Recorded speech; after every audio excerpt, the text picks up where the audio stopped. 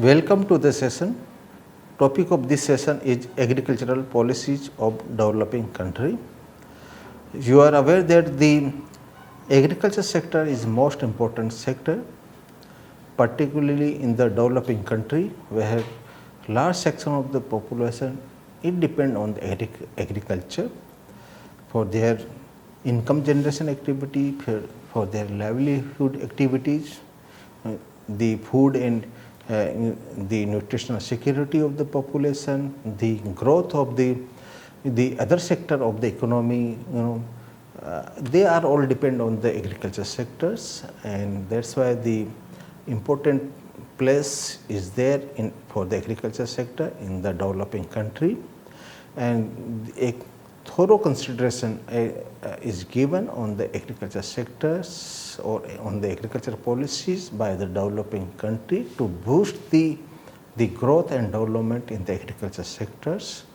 And basically in this session we will be discussing about the agriculture policies which was adopted by the the developing country like China, Thailand and Indonesia, and we will review their the agriculture policies, how they changes over the period of time their agriculture policies to protect the agriculture sector, to contribute in the the development of the national economy. So, and basically we will see how they modified their objectives over the period of time in the agriculture sectors, and how they modified various instruments of agriculture policy over the period of time.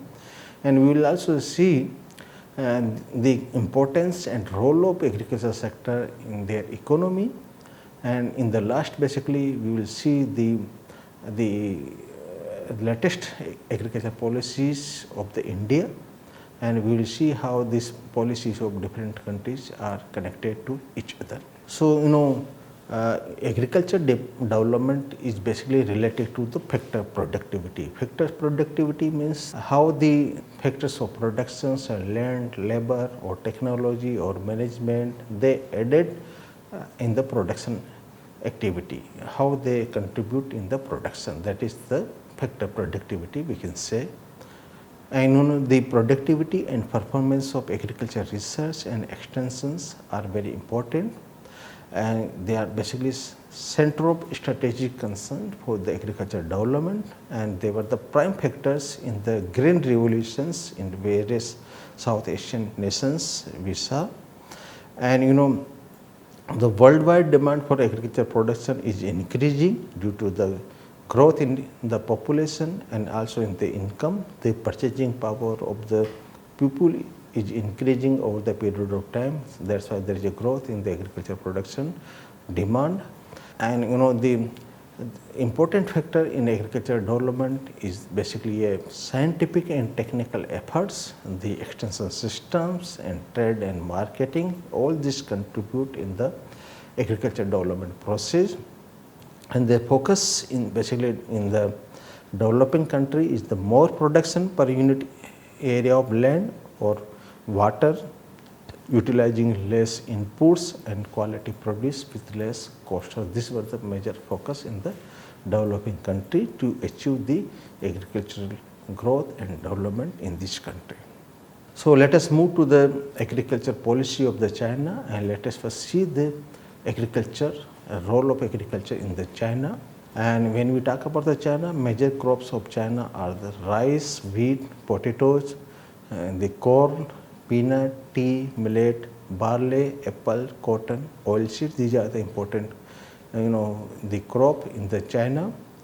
And agriculture is the largest employer in the China. Around 315 million laborers work on 200 million farm estate in China. And then the average farm size is also very less, like 0.65 hectare is the average farm size in the China. But the China is having highest agricultural output, that is the 775 billion euros per year in the China, that is the agriculture output. And when we talk about the production, rice production is 207 million tons, wheat production is 126 million tons, potato production is 95 million tons, and the cotton production is 7 million tons. And the vegetable production has almost reached to 500 million tons. The fruit production is around 220 million tons. And there is an upsurge in the fertilizer consumption in the China. The fertilizer consumption was 251 kg per hectare at the turn of the 21st century, which has increased to 422 kg per hectare by the year 2015. So there is a continuous increase in the fertilizer consumption in the China, and wheat is also very high in China, like that is 5.3 ton per hectares, and which is almost equal to the average yield of the European Union. And in 2016, about they have imported a small quantity of the wheat from the Ukraine, that is the 3.1 million ton of wheat they have imported. And there is a constant change in the in the context of globalization of agriculture and market economy in the China. And in the China there is a strict central planning, and taxation of agriculture has been replaced by this reliance on the market and agriculture subsidies. So now like there was a strict planning or taxation was there, which has been replaced now based on the market and agriculture subsidy instruments. And they are using, in China there are different types of subsidies which they are using to promote the agriculture production. And there is a tax cuts also there, and there is a infrastructure spending policies are there in China. And there are direct rural credit cooperative societies are there which extend loan to the farm household in the China. Then they strictly enforce rules regarding conservation or sale of cropland, and there is increased funding for research institution in the China, and steadily increased domestic support for raising the farmers' income level, and also promoting long-term food security goal in the China. And they have started this price support mechanism, price support intervention that led to a price gap between the domestic prices and the international prices. And there is a dramatic increase in the import of agricultural commodities because there is a high domestic prices in the local market, in the China domestic market. So there is an increase in the import, and there is a accumulation of the large stockpiles in the China because there is a production is also there is import is also there.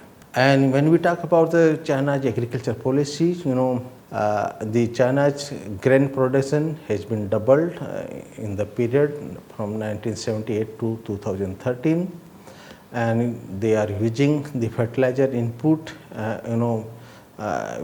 which has increased more than 7-fold between the 1978 to 2013, and the fertilizer consumption is 3 times more than the world average, and China's subsidies continue to increase over the period of time, while subsidy already allotted to the farmers reached to a WTO limits. And they have started new target prices for the cotton and soybean, but they have terminated the corn price support programs, direct payment of difference in the market prices and target price. This system they have started for the corn. And now we'll move to the Indonesia, and they have adopted very good policies for the development of agriculture sectors. The contribution of the agriculture sector in Indonesia, which was 15.29% in the year 2009, which has declined 12.72% in the year 2019. As per in almost all countries, similar trends are there. And there is a growth rate of valued products in agriculture, that is the 3.6% annual growth rate in the year 2019. and around 46 million workers or people are employed in agriculture sector in the year 2016. And Indonesia is the leading producers of palm oil. They had the 31.1 million ton production of palm oil in the year 2015, and out of this they have exported the 26.4 million tons. So major oil palm production is going as an export to other countries. And Indonesia is the largest producer of cloth and cinnamon, and they are the top producer of natural rubber, cassava, coconut oil and nutmeg, and major producer of coffee, cocoa, rice, tobacco and tea. And they are the second marine fisheries producer in the world after the China. And the majority of the farmers, around 68% farmers, are small holders operating on the less than 1 hectare. But the Indonesia is the net importer of grains, horticulture and livestock produce. And when we talk about the agriculture policy of Indonesia, the Indonesian agriculture policy has the motive to ensure growth with equity in agriculture sectors. They followed the decentralized, market-oriented, export-led agriculture, and the private companies participate and use the capital-intensive technology to increase efficiency and the product competitiveness in the international market.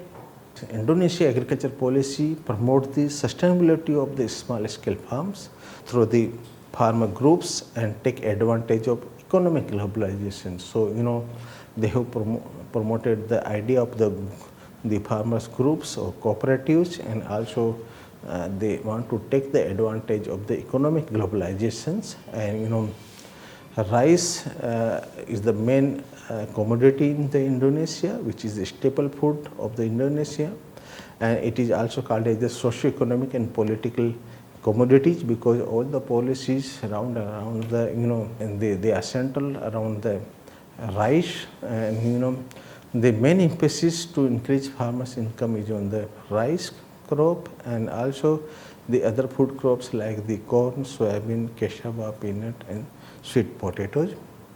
And plantation and tree crops are another important crops in Indonesia, and they are important for the foreign exchange and source of employment. And the rubber, the oil palm, coconut, tea, coffee and cocoa, these are the important plantation crop in the Indonesia.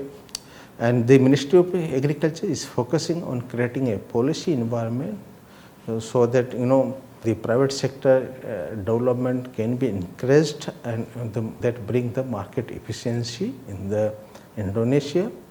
And also they are creating the policy to foster the funding to create the environment for funding public services such as the research, extension and rural infrastructure. And the policy intend to correct the market failures, reduce the poverty and address the food security issue in the Indonesia.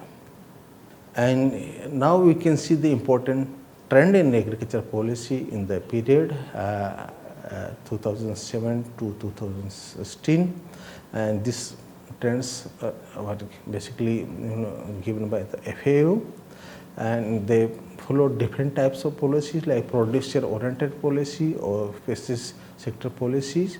And for producer-oriented policies, the objective is to achieve the rice self-sufficiency, and government provides farmers with significant markets, price support and fertilizer subsidies. And they have started the rice insurance scheme in the Indonesia also. Basically, they have started on the pilot basis, and they will be expanding to all the area in Indonesia. And the fisheries are also expanding very rapidly in the Indonesia, and they are the important source of the the protein, and so that's why there is increasing access to the protein. And the fishery is a diversified source of income. So they have adopted different policies to as a producer-oriented policies, like protect the farmers through the domestic procurement, and basically the third largest producer of rice is the Indonesia, and there is a production of 75.4 million ton in 2015, and the procurement price is higher than the international market price in the Indonesia, and basically in Indonesia they sell the subsidized rice to the poor family and basically to stabilize the retail prices in the Indonesia. And then in Indonesia, for more production, they are expanding the fertilizer subsidies. This is the largest farm support program in Indonesia, which is account for the around half of the agriculture budget in Indonesia. And basically, the small scale farmers, basically they buy the fertilizer around 50 to 70% of the market prices. So yes, a good amount of subsidy is provided on the fertilizer in Indonesia. And also there is a lot of change in the fisheries sector, and basically aquaculture has been rapidly expanding at a 10% rate in the Indonesia, and they are implementing the mechanization programs. They are providing all machinery for catching the fish, and also they are working to combat the illegal fishing, because large area is there from other countries, they come for illegal fishing in the Indonesia. Then introducing an insurance schemes for rice is another important program, and there are a lot of risks in rice production due to the natural calamities like drought, flood, pest and disease, and they have started this rice crop insurance pilot project, and under this project basically support is given to the farmers to meet the risk, and this program was started with support from the Japanese International Cooperation Agency, JICA, and under this program the premium paid by the farmers, so there is a 80% contribution from the state and 20% premium is paid by the farmers, so 80% subsidy is provided to the farmers in rice insurance. Then they have adopted the consumer oriented policy decisions like consolidation of the subsidized rice for poor program, and then introduction of the cash transfer programs. Then they have abolished the fuel subsidies, and then they have started a program on identification card program to grant access to the different social protection programs. So consolidating the rice subsidy is the important programs. It was started in the year 2002 and largest social protection program, and received 30% total social protection budget in Indonesia. And then they have started this enhancing the conditional cash transfer program. So under this Hopeful Family programs they have started, and they are boosting the development program through the reduced energy subsidy. So they are reducing the fuel subsidy in Indonesia. Now we'll move to the Thailand, and agriculture is important sector in the Thailand. Like in oil palm production is 16.8 million ton in 2019, and the rice production is 32.2 million ton in 2018. Then sugar cane production is also very high, 103 million ton, and the cassava production is about 27.24 million tons. They have around 7.27 million farm household in Thailand, and they have around 16.81 million hectares arable land, and around 455.64 million ton broiler chickens number they have, and the livestock farmers are around 3 million in the Thailand. And the agriculture sector in Thailand employs around 35% of the workforce, and the contribution to the GDP is 8.3% from the agriculture sectors, and Thailand is one of the major exporter of the rice, and basically agriculture export contribution is 17% in the Thailand economy, and one of the largest fish and seafood industry is there in the Thailand, which export about 90% of its production. So, it's a large export from the fish and seafood industry in Thailand. And the Thailand, they are able to reduce the poverty level substantially over the period of time. And 67% was the poverty in the 1986, and now the poverty level is 10.5% in 2014. And they have around 46% agricultural land, and out of that the irrigated land is 25%. When we talk about the agriculture policy of the Thailand, the agriculture is a major source of goods and also the foreign exchange, which provide the occupation, culture, tradition and values for rural peoples. And agriculture is considered as a natural capital of the in the country, and which provide the social safety net in Thailand in terms of the food security and source of employment. There are many issues in the Thailand, like the promoting sustainable production system for the small scale farmers. And when we talk about the Thailand agriculture policy, let us see the trend. Like again, this trend is given by the FAO, and they have followed different producer-oriented policy decisions, like from domestic procurement to the price support to the rice farmers. Here, between 1981 to mid 2014, they have started the rice pledging scheme, and the price support to the rice producers is given to prevent farmers from selling their produce at the prices which are low. And here in this program, government lent the farmer a sum of money equivalent to the value of the pledged rice. So the price is low for the rice. The farmers can get the loan from the government, which is equivalent to this rice or pledged rice. And scaling up insurance for rice farmers is another important programs. They have different insurance programs like weather index insurance program, which was started in 2010. Then new rice insurance schemes they have started in 2014. Then another important policy is the combating illegal fishing in Thailand. 2015, the Ministry of Agriculture and Cooperation, they established a regulation against trafficking and also a roadmap for eliminating illegal, unreported and unregulated fishing in Thailand. And actually they have passed a new Fisheries Act in 2015. And consumer-oriented policy decisions are like they have made impressive improvement in the social assistance in the Thailand.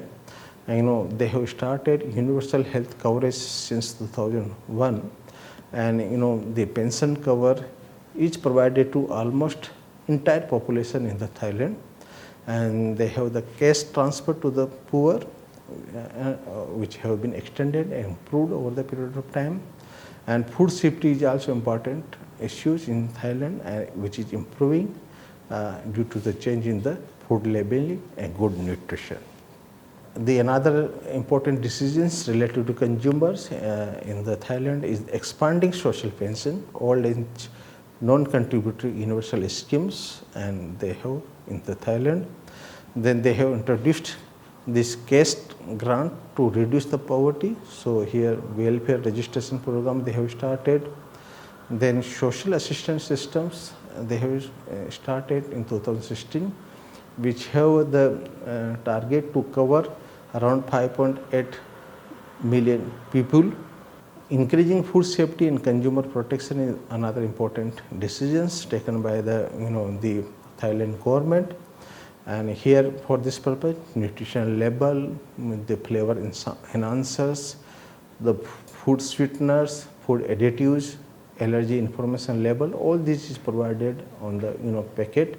So they are the part of the legislation in the Thailand. Now they are in the Thailand, they are following the long-term policies. Actually, they have prepared a 20 years national strategy for the sustainable development of all sectors including agriculture. So they have prepared a long-term policy of 20 years, that is from 2017 to 2036.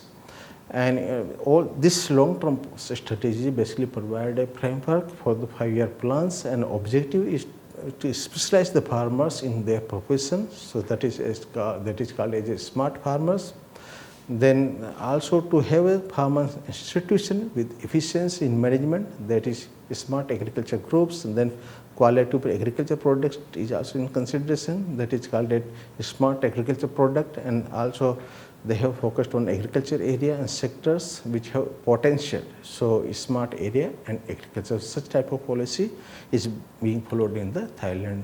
Now we will move to the India. The important policies, very comprehensive policies implemented in India is the National Agriculture Policy 2002, which targeted at a growth rate in excess of 4% in agriculture sector.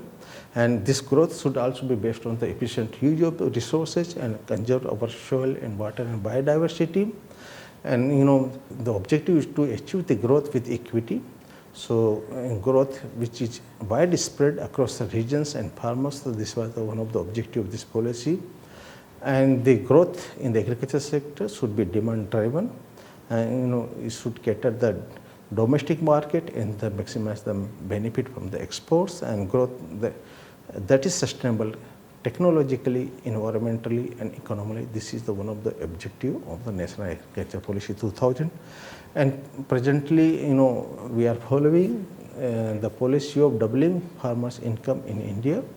And for that purpose, 4 types of instruments and initiatives were taken, like development initiatives. And in case of development initiatives, we have implemented the Pradhan Mantri Krishi Sinchai Yojana, Soil Health Card, and then Parampragat Krishi Vikas Yojana, Pradhan Mantri Fasal Bima Yojana, the quality seeds, supply of electricity. These are some of the development initiatives in agriculture sector. And there are some initiatives related to technology and innovations, like sustained growth in productivity and farmers' income. This is one of the objectives. And there is a focus which is shifting the agriculture from input intensive technology to the holistic agriculture. And various reforms are being taken in agriculture sectors, like APMC Act reforms, the Essential Commodity Act reforms, the contract farming systems. So for that purpose, various policy reforms are being undertaken in the country. And the different institutions and the farmers institutions are being developed or promoted, like Farmers Producers Organization or the Small Farmers Agri-Business Consortium. These are the new organization or farmer-based organization are being created in India. And now we can sum up the session that agriculture is the prime sector in the developing countries. We have seen their contribution in the China, Thailand, and the Indonesian economy. Then it is very important for agriculture for the Indian economy also. And the policy, agriculture policy in this developing country, they are basically focused on enhancing production to meet the domestic requirement. Various type of measures adopted to provide certain level of income to the farmers, and various supports in terms of credit, marketing, post-harvest management are provided to the farmers to have more production, to have the quality production in agriculture sectors, to fetch the good prices in the market, to have the good income for the farmers. And there is a lot of focus on the research and extension activities, and different types of research programs, research schemes have been implemented by this developing country, and extension program was started. And time to time different amendments were brought in legal framework to facilitate the agriculture and agriculture marketing, agriculture export and import activities. And various reforms were brought to meet the challenges which arises from the globalizations and due to some other issues. So time to time different types of policy reforms were brought by this developing country. With this, I thank you.